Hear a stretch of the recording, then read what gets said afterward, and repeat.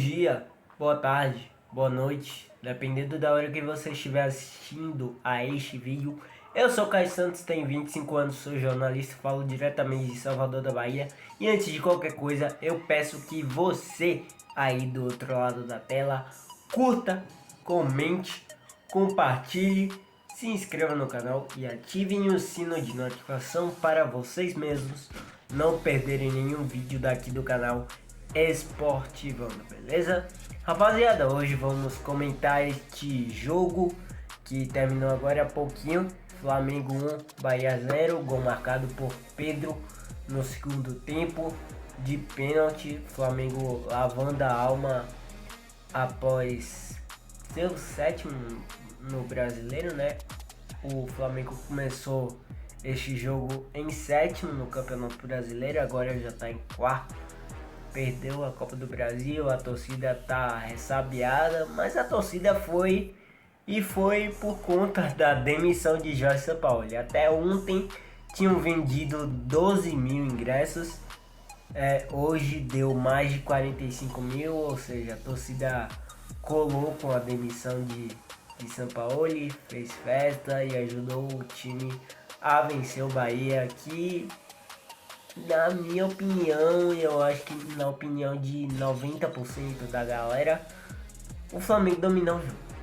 O Flamengo dominou o jogo do início do primeiro tempo ao fim do segundo tempo. Teve uns lances esporádicos da equipe do Bahia que conseguiu sair bem ali no contra-ataque, suportou a pressão exercida pelo Flamengo nos primeiros 45 minutos, suportou a pressão flamenguista, o Flamengo que chegava, mas não conseguia ser tão efetivo na hora de finalizar. O Bahia acabou tirando as bolas, teve o impedimento, o gol marcado por impedimento do Flamengo na primeira etapa, de Bruno Henrique até, que foi dele a jogada do gol, ele que sofreu o pênalti, na minha opinião duvidoso, eu já falo porque.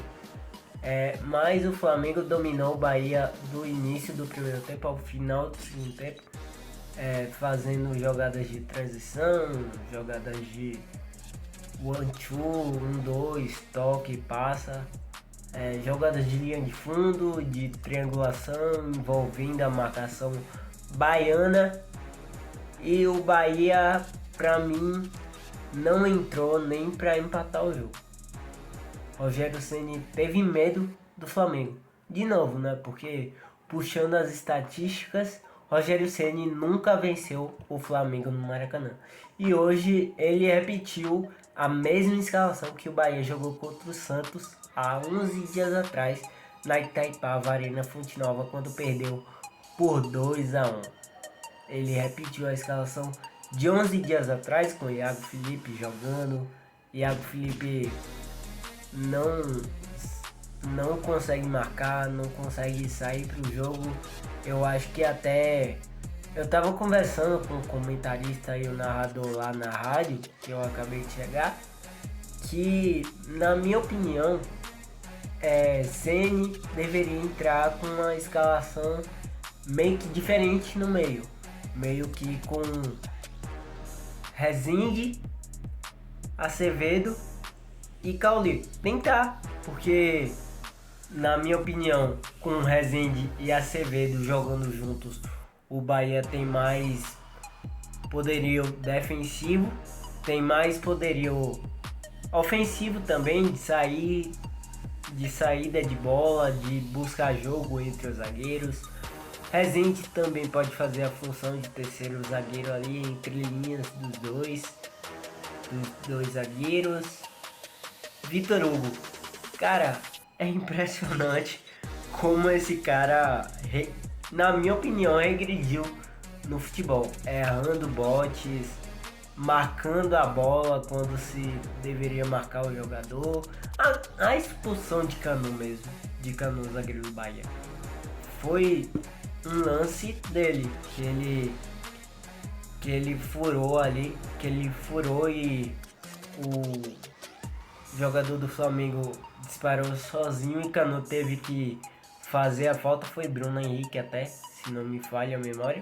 Foi Bruno Henrique, foi Bruno Henrique que causou a expulsão justa de Canu, na minha opinião. Era o último homem, mas não foi culpa de Canu, e sim culpa de Everaldo, de Vitor Hugo. Everaldo é outro. Everaldo eu vou falar daqui a pouquinho. De Vitor Hugo errou o bote. E Everaldo que, como eu falei, a bola foge de Everaldo. Foge. Everaldo é um cara que não tá agregando no ataque do Bahia. A bola chega pra ele, sempre resvala, ele não consegue correr.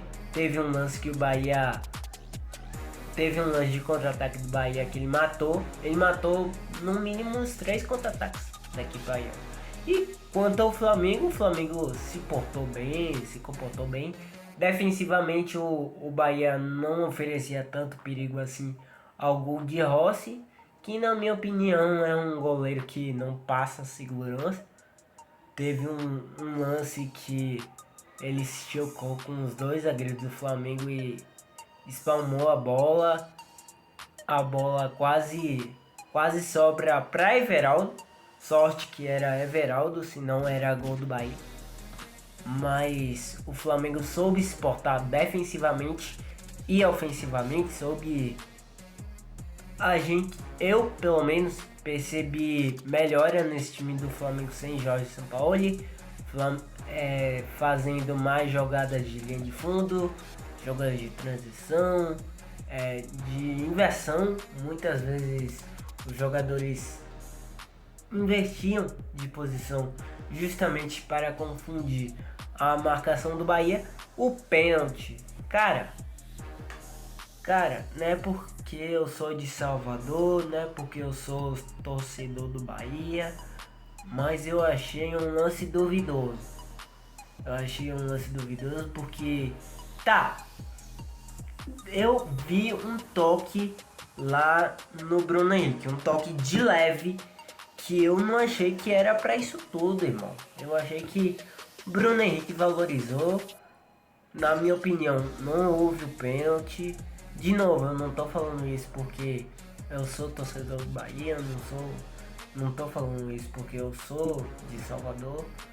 Não, eu tô falando isso porque é a verdade, eu não achei pênalti. Eu achei que Bruno Henrique valorizou, se houve o toque realmente, né? Porque por outra câmera parece não haver toque, mas se houve o toque no ângulo que eu vi um toque de leve, não era pra pênalti assim, pra falta, pra cartão. Na minha visão, não era. Agora, o Bahia permanece na 17ª colocação com 25 pontos, 1 ponto abaixo do Goiás, que joga segunda-feira contra o Botafogo no Newton Santos. Amanhã tem um jogo pro torcedor do Bahia ficar de olho, o Santos e Vasco. Santos está ali na 18ª colocação com 24 pontos. O Vasco é o 15º com 26. Para o melhor cenário para o torcedor do Bahia seria um empate nesse jogo, porque se o Santos vence, empurra o Bahia para 18º. Se o Vasco vence, se distancia do Bahia. Então, melhor para o torcedor do Bahia seria um empate. E para o Flamengo estar ali na 4ª posição. Tem jogos amanhã para o torcedor rubro-negro ficar de olho. Então é isso, rapaziada. É minha análise sobre o jogo. Ótimo jogo da equipe rubro-negra, como eu falei. E quanto ao Bahia, precisa rever esse sistema de jogo, esse esquema. Parar de teimosia, Rogério. Você tem que parar de teimosia, tem que parar de inventar alguns jogadores. E é isso, rapaziada.